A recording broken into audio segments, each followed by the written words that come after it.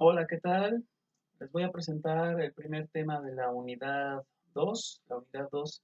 se llama la escuela de la sospecha. La denominación de escuela de la sospecha la hizo popular Paul Ricard, pero estoy seguro de que él no es el autor de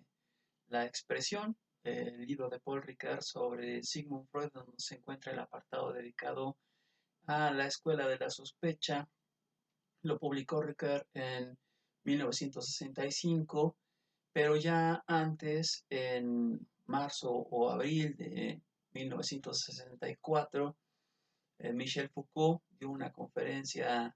sobre los filósofos de la sospecha y son exactamente los mismos a los que se refiere Paul Ricoeur, que son Sigmund Freud, Karl Marx y Friedrich Nietzsche. Entonces, yo creo que el primer autor que habla de estos autores como filósofos de la sospecha es Michel Foucault,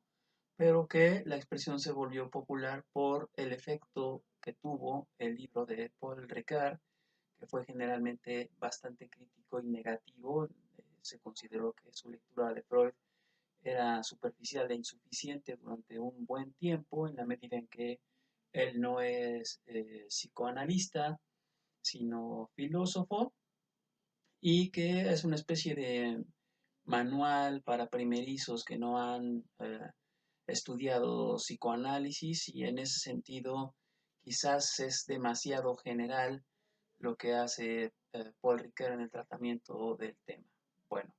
entonces la denominación la hizo popular Paul Ricoeur, aunque no es originalmente suya. Voy a dedicar un par de cápsulas al el capítulo dedicado a la explicación de la escuela de la sospecha en eh, Freud, una interpretación de la cultura, y un par de cápsulas más a comentar la conferencia de Michel Foucault que se llama Marx, Nietzsche y Freud. Hablando entonces de Paul Ricoeur, en el primer apartado del libro primero de Freud, una interpretación de la cultura, lo que me interesa destacar son solo una serie de definiciones. Es lo único que voy a tratar en esta pequeña cápsula. Las definiciones de las que parte Paul Ricard: la definición de sueño, de interpretación, hermenéutica y símbolo. Entiéndase por sueño la región del doble sentido, un sentido inmediato más un sentido oculto. Asumimos pues que lo que el paciente o el sujeto relata del sueño es un doble discurso que esconde algo y que tiene que ser puesto al descubierto, ¿no? Entonces, siempre que la gente habla de sus sueños, lo que dice es una cosa y lo que el sueño quiere decir, no lo que el sujeto quiere decir con su sueño, sino lo que el sueño significa para el paciente o para quien lo relata, es otra cosa, y depende de la tradición desde la que es interpretado el sueño. El significado o lo que quiere decir este segundo significado oculto es diferente, porque en las tradiciones de la antigüedad, prácticamente el texto de la interpretación de los sueños de Sigmund Freud, siempre fue un asunto asociado con la magia, um, o con la adivinación, o finalmente con algún tipo de confesión de deseos, pero no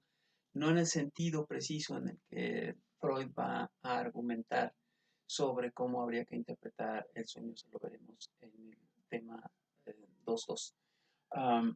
entonces, lo primero es que se entienda que simplemente se acepta que el sueño es una de esas regiones en donde hay doble significado, que Paul Ricoeur está entendiendo por interpretación la inteligencia del doble sentido, es decir, la comprensión o la aclaración inteligente del doble sentido que esconde cualquier discurso, no exclusivamente el del sueño, pero tenemos aquí como dos cosas que ya están ligándose. es posible interpretar el sueño, puesto que la interpretación corresponde a la inteligencia del doble sentido y el sueño tiene doble sentido, ¿no? Luego, la hermenéutica es la teoría de las reglas para una exegesis o exégesis, y eso significa pues que el método hermenéutico,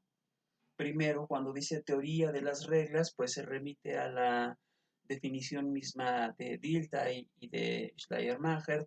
de entender hermenéutica como Kunstlehre, es decir, una doctrina de reglas, una técnica, y en ese sentido eh, el método interpretativo de Paul Ricoeur sigue siendo clásico, ¿no?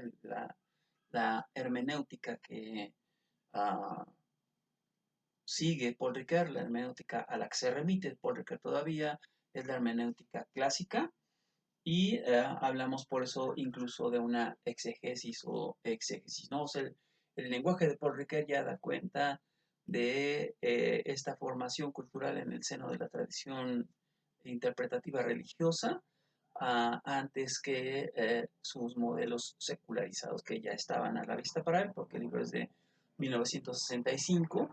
y ya está ahí Verdad y Método de Gadamer, que se publicó en 1960, y pues muchos textos de Heidegger dedicados a el análisis hermenéutico, empezando por Ser y Tiempo, que se publicó en 1927.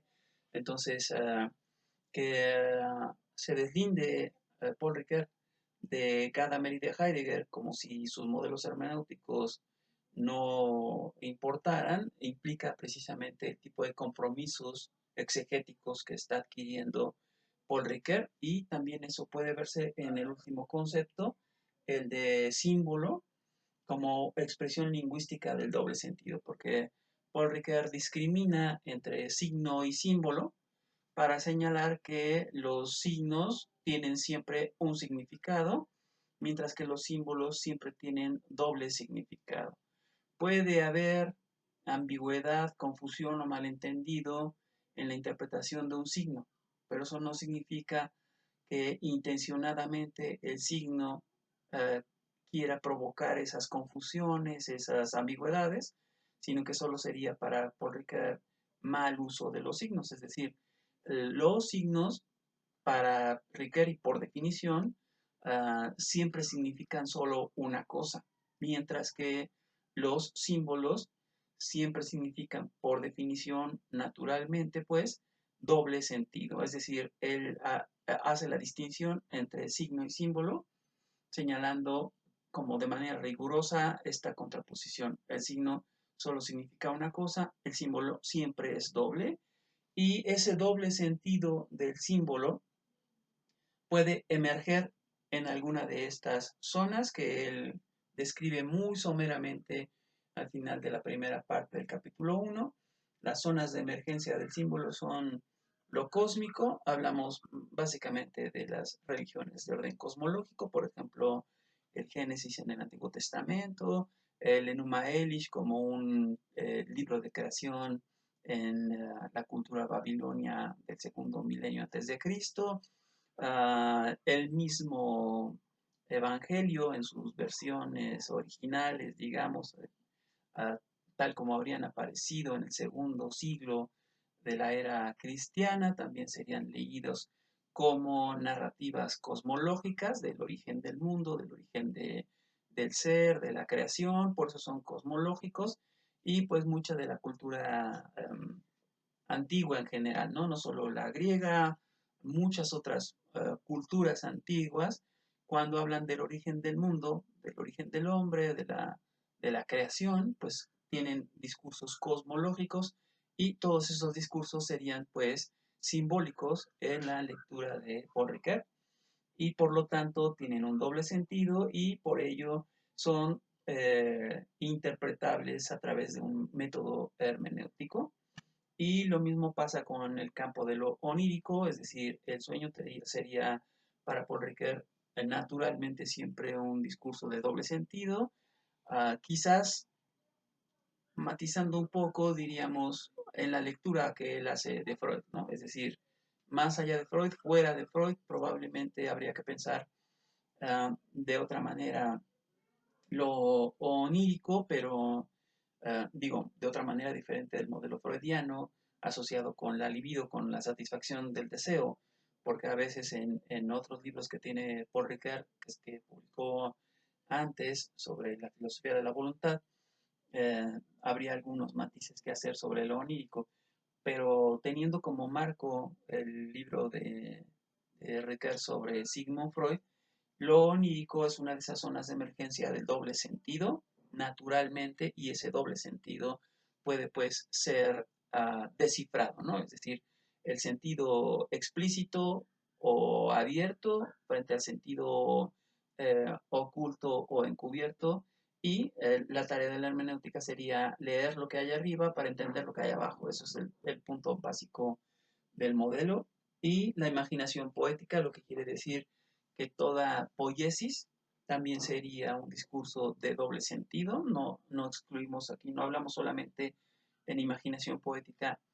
de poesía, hablamos más bien de toda expresión poética, es decir, de todos los actos creativos. Y también seguramente dice esto por influencia de Sigmund Freud. Bueno, este es el marco de la interpretación.